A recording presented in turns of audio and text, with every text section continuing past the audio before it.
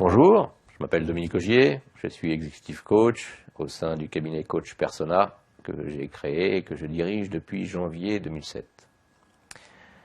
Aujourd'hui, nous allons traiter d'un sérieux problème qui est lorsque vous avez l'impression que votre chef s'approprie votre travail. Un collaborateur est chargé d'effectuer une étude et de remettre son compte-rendu afin de tirer une présentation pour le comité de direction, présentation à laquelle il sera associé.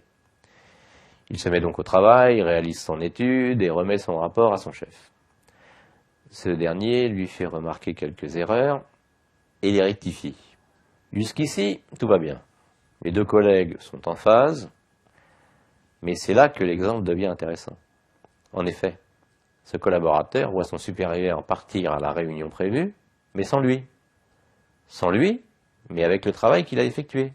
Nous pouvons alors, logiquement et inéluctablement, imaginer ce qu'il nous en dirait.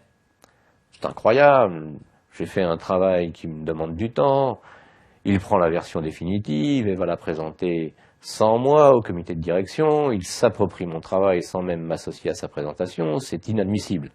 Le point de vue du supérieur. Qu'en dirait le supérieur hiérarchique?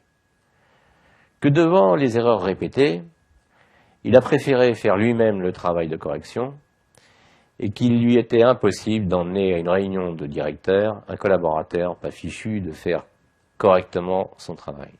De son point de vue, il se dit « De quoi aurais-je l'air avec quelqu'un d'incompétent à mes côtés ?» Ce point de vue se comprend comme se comprend le point de vue précédent. Alors, deux positions et deux points de vue différents.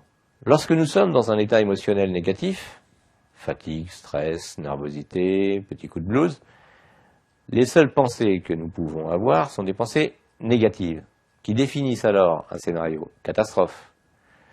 Peuvent s'en suivre des comportements qui correspondent à ce scénario, mais qui sont inappropriés devant la réalité. Dans de tels moments, nous sommes la proie de nos émotions négatives et nous ne réfléchissons plus. Les seules pensées que nous pouvons avoir sont des pensées, je le répète, négatives, qui occultent celles que nous pourrions avoir autrement. Toutes les pensées rationnelles auxquelles vous pourriez croire à froid, mais auxquelles vous n'avez pas accès dans ces moments d'émotions négatives, si vous vous penchez sur votre histoire, vous vous rendrez compte que souvent, pour ne pas dire toujours, il y a une autre explication. Aussi, dans les moments de forte émotion négative, forcez-vous à imaginer d'autres alternatives. Que pouvez-vous penser d'autre? Que penserait un ami à votre place? Que conseilleriez-vous à un ami qui vous raconterait la même histoire? Ce faisant, vous sortez du scénario catastrophe, remettez les choses à leur place et retrouvez une sérénité, car vous saurez que les attitudes négatives des autres ne sont pas dirigées contre vous personnellement. Voilà. Je pense vous avoir convaincu qu'il y a toujours deux points de vue et que si vous pensez que votre chef s'attribue votre travail, il en est peut-être autrement et qu'il a lui aussi son point de vue.